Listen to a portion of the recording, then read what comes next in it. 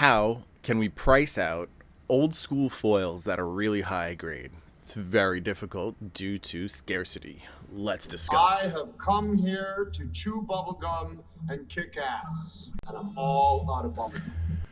So I've seen methods for pricing grading cards out there, including one that's Gem MTG does multipliers. You know, like this card is sold for $100. It's a $50 card with the grading, so that's a 2x multiplier type thing.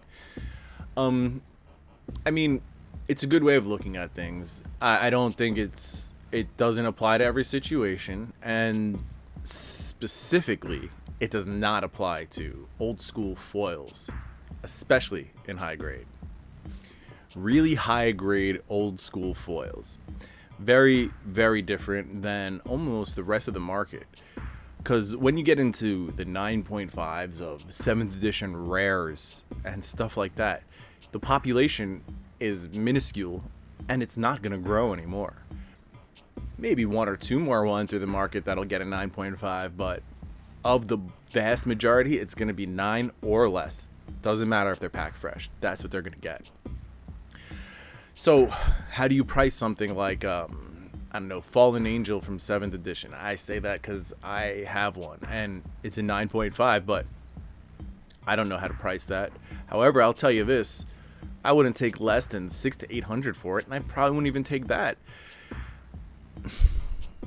When you're pricing these things, you got to understand, think about it like this. What would it cost to get another one? Will you even be able to find another one? So another example I have is Engineered Plague from Legacy. Again, I have that in 9.5. How do I price it? No idea. I can tell you though, it's like a $15 to $25 card foil.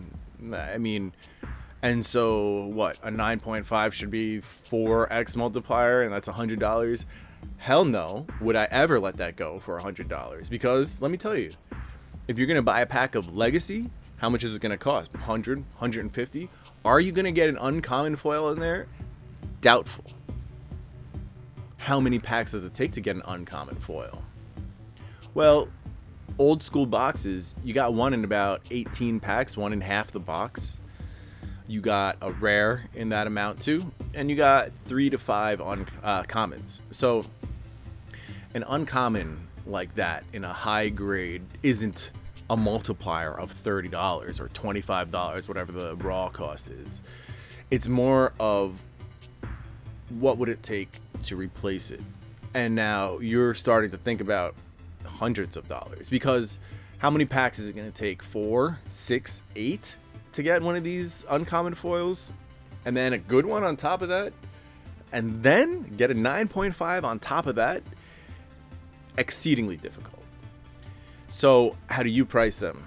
Me, I tend to go out there, I look to see what's on the market, and I adjust things comparably, right? Again, that's not accurate. Multiplier is not accurate. What I just said is not accurate.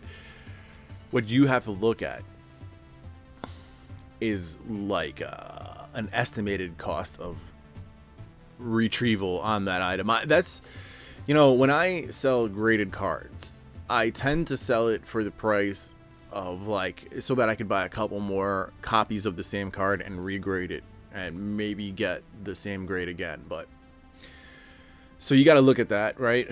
And at any given time, there aren't many comparables on the market for these types of foils. So yeah, it's a very difficult market.